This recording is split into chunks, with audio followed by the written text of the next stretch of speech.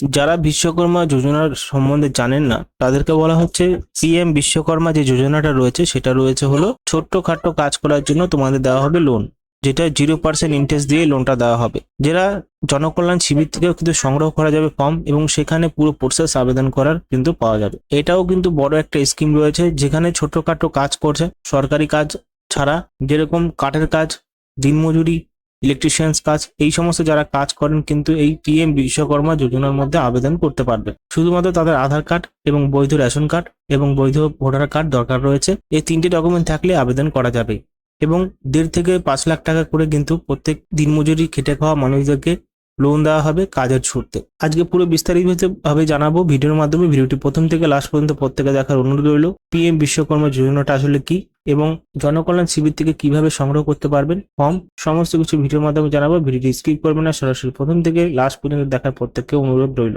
আপনাদের কি কি ডকুমেন্ট লাগবে যখন আপনি জনকল্যাণ শিবিরে যাবেন? প্রথম তো রয়েছে আধার কার্ড, মোবাইল নাম্বার লিঙ্ক থাকা ভালো থাকবে। মানে মোবাইল নাম্বার যদি আধার কার্ডের সাথে লিঙ্ক থাকে তাহলে সেখানে কিন্তু অর্ধেক কাজ হয়ে যাবে।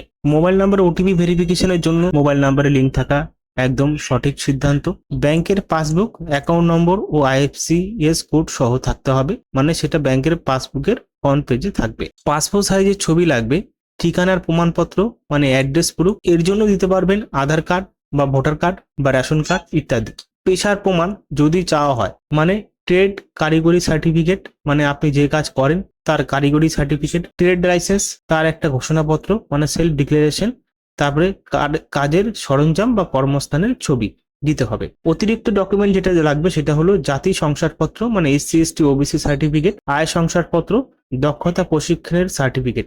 এত কিছু লাগবে এই পিএম বিশ্বকর্মা যোজনার জন্য। যোগ্যতা, এলিজিবিলিটি ক্রাইটেরিয়া, বয়স 18 বছর তার বেশি হতে হবে। 18টি নির্দিষ্ট ঐতিহ্যবাহী কারিগরি পেশার মধ্যে একটি পেশার কাজ করতে হবে। সরকারি চাকরিজীবী হওয়া যাবে না।